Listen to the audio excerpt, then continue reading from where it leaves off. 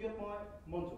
বিশ্বৰ কেইবাটাও প্ৰান্তত কভিডে ধাৰণ কৰিছে সংহাৰী ৰোগ আৰু ইয়াৰ পাছতেই সষ্টম হৈছে কেন্দ্ৰীয় চৰকাৰ। কেন্দ্ৰীয় চৰকাৰে ইতিমধ্যে ৰাজ্যৰ চৰকাৰসমূহলৈ নিৰ্দেশনা প্ৰেৰণ কৰিছে। তাৰ মাজতেই কেন্দ্ৰীয় চৰকাৰে কেইবাটাও গুৰুত্বপূৰ্ণ নিৰ্দেশনা দিছে, সকলো ৰাজ্যকে আহ্বান জনাইছে কোভিড বিধি মানি চলিবলৈ। আৰু সংসদৰ মজিয়াত এইবাৰ কেন্দ্ৰীয় স্বাস্থ্যমন্ত্ৰীগৰাকীয়ে মানসুখ মাণ্ডব্যই কেইবাটাও বিধি মানি চলিবলৈ আহ্বান জনাইছে। কি বিধি মানি চলিবলৈ আহ্বান জনাইছে কোভিড সম্পৰ্কত সেই সবিশেষ তথ্য জনাম এই মুহূৰ্তত টাইমিটৰ দৰ্শকসকলক গ্ৰাফিক্স প্লেটৰ জৰিয়তে জনাম এই সবিশেষ তথ্য। আৰু এই মুহূৰ্তত আহি পৰিছে কেইবাটাও পুনৰ আগ্ৰাসী ৰূপ ধাৰণ কৰিছে মহামাৰী কোভিডে। আৰু কোভিড বিধি মানি চলিবলৈ কেন্দ্ৰৰ নীতি নিৰ্দেশনা আহি পৰিছে।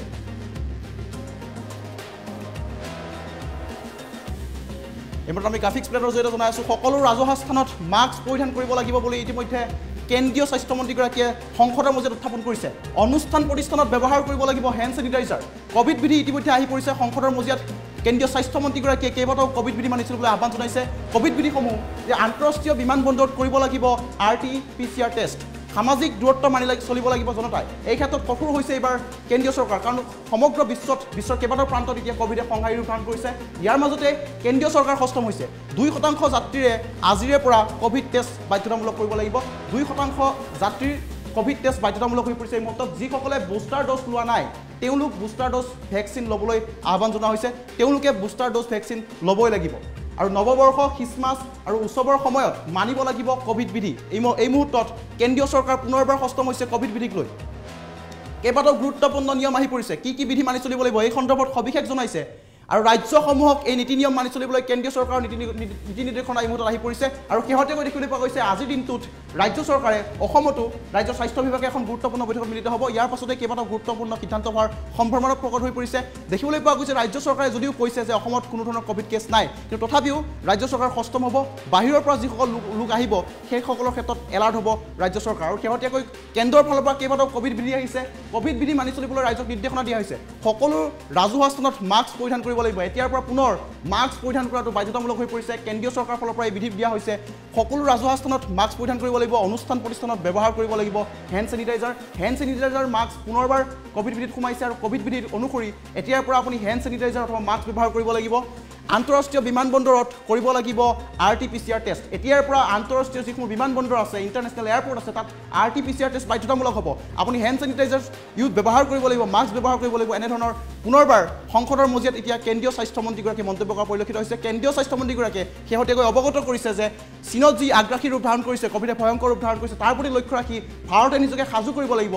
ভাৰতত যেন পুনৰ এই ধৰণৰ কোভিডৰ যি সংক্ৰমণ সেই সংক্ৰমণ নহয়, অথবা কোভিডৰ যি BF7 ভেৰিয়েণ্ট সেই ভেৰিয়েণ্টক লৈ যদি ভাৰত কোনো ধৰণৰ প্ৰভাৱ নপৰে তাক লৈ পুনৰবাৰ সষ্টম হ'বলৈ আহ্বান জনাইছে। কোভিডক লৈ বহুকেইটা নিয়ম, বহুকেইটা বিধি ইতিমধ্যে কৈছে। যিসকলে বুষ্টাৰ ড'জ এতিয়ালৈ লোৱা নাই তেওঁলোকক বুষ্টাৰ ড'জ ল'বলৈ আহ্বান জনাইছে কেন্দ্ৰীয় মন্ত্ৰীগৰাকীয়ে। আৰু কেন্দ্ৰীয় মন্ত্ৰীগৰাকীয়ে কৈছে যে নৱবৰ্ষ, খ্ৰীষ্টমাছ, উৎসৱৰ সময়ত মানিব লাগিব কোভিড বিধি। কোভিড বিধিৰ ক্ষেত্ৰত পুনৰ কঠোৰ হৈছে কেন্দ্ৰীয় চৰকাৰ। ইতিমধ্যে ৰাজ্য চৰকাৰসমূহলৈ কোভিড বিধিৰ ক্ষেত্ৰত কেইবাটাও গুৰুত্বপূৰ্ণ নিয়ম অৱলম্বন কৰিছে। আৰু শেহতীয়াকৈ ৰাজ্য চৰকাৰসমূহে এনেধৰণৰ যিসমূহ নিয়ম আছে সেই নিয়ম মানি চলিব লাগিব। আৰু ৰাজ্য চৰকাৰসমূহক গুৰুত্বপূৰ্ণ বৈঠকত মিলিত হ'বলৈ ইতিমধ্যে কেন্দ্ৰীয় মন্ত্ৰীগৰাকীয়ে অৱগত কৰিছে। এই সম্পূৰ্ণ পুনৰবাৰ ব্ৰেকিং প্লেটৰ জৰিয়তে জনাম এই সম্পূৰ্ণ বাতৰিটো। আৰু পুনৰ আগ্ৰাসী ৰূপ ধাৰণ কৰিছে মহামাৰী কোভিডে। কোভিড বিধি মানি চলিবলৈ কেন্দ্ৰৰ নীতি নিৰ্দেশনা আহি পৰিছে।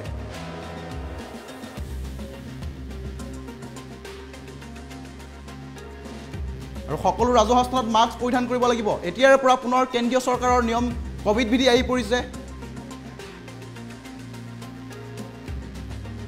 আৰু অনুষ্ঠান প্ৰতিষ্ঠানত ব্যৱহাৰ কৰিব লাগিব হেণ্ড ছেনিটাইজাৰ। মাস্ক বাধ্যতামূলক কৰা হৈছে, হেণ্ড ছেনিটাইজাৰ বাধ্যতামূলক কৰা হৈছে।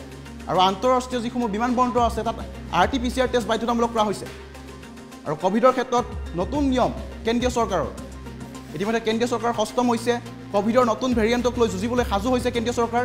ৰাজ্য চৰকাৰসমূহকো এই ক্ষেত্ৰত কঠোৰ হ'বলৈ আহ্বান জনাইছে, যাতে তেওঁলোকে এক গুৰুত্বপূৰ্ণ বৈঠকত মিলিত হৈ এই কোভিডৰ পৰা জনতাক ৰক্ষা কৰিবলৈ যিসমূহ যাৱতীয় ব্যৱস্থা গ্ৰহণ কৰিব লাগে সেই ব্যৱস্থা গ্ৰহণ কৰিবলৈ অনুৰোধ জনাইছে কেন্দ্ৰীয় চৰকাৰে।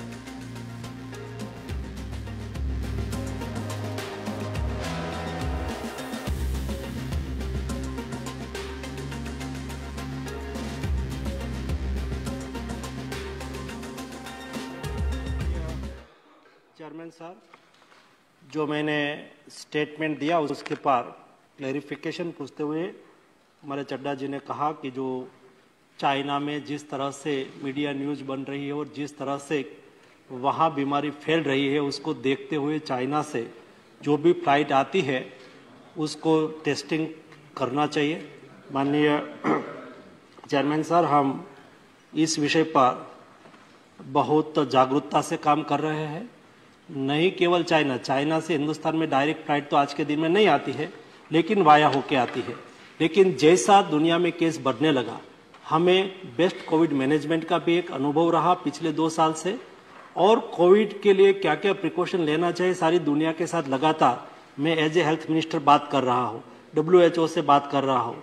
तो उससे पता चलता है कि कौन सी दिशा में आगे बढ़ रहा है कोविड क्राइसिस। उसको देखते हुए जो भी प्रिकॉशन लेने की आवश्यकता है वो लेना हमने ऑलरेडी चालू कर दिया है। आज प्राइमरी स्टेज पर कोई भी यहाँ ट्रैवलर आते हैं, नहीं केवल चाइना, कहाँ से भी आते हो, तो भी हम 2% रैंडम सैंपलिंग करना चालू ऑलरेडी कर दिया है, और आने वाले दिनों में उसको धीरे धीरे आगे बढ़ा के आवश्यकता के अनुसार कंपलसरी करना पड़े तो भी कंपलसरी करेंगे।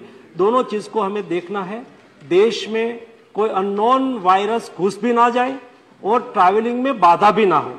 दोनों चीजों को देखते हुए हम उस दिशा में काम करें ताकि देश में कोई नया वेरिएंट ना आ जाए। और आज हम तैयार हैं हमारे देश की मेडिसिन की रिक्वायरमेंट पूरी करें, आज हम तैयार हैं देश की वैक्सीन की रिक्वायरमेंट पूरी करें, और आज हम तैयार हैं आने वाले दिनों में, आज एक्सपर्ट कमेटी ने उसको अनुमोदित कर दिया है नेशनल वैक्सीन को, वो भी आ जाएगा। तो उसमें कोई इंजेक्शन लेना नहीं है, नोज में ड्रॉप डाल देना है, आप सिक्योर हो गए। ये भी भारतीय साइंटिस्ट लोगों ने विकसित कर दिया है, ये हमारे साइंटिस्ट की उपलब्धि है। कहने का मतलब ये है कि कोविड के सामने लड़ने के लिए पूरी तैयारी हमने की है, लेकिन भी ये वायरस बार बार म्यूटेट होता रहता है, अपना स्वरूप बदलता रहता है। हम सब लोगों की जिम्मेवारी, हम नहीं कहते कि हमने ही सब कुछ कर दिया, हम कहते हैं कि सब लोगों ने साथ में मिलकर किया है, और आने वाले दिनों में भी एक क्राइसिस आगे बढ़े तो सारा देश एक होके फर्स्ट और सेकंड वेव का जैसा सामना किया है वैसा सामना कर सके, इसलिए पूरी तैयारी भारत की सरकार की ओर से हमने कर लिया है।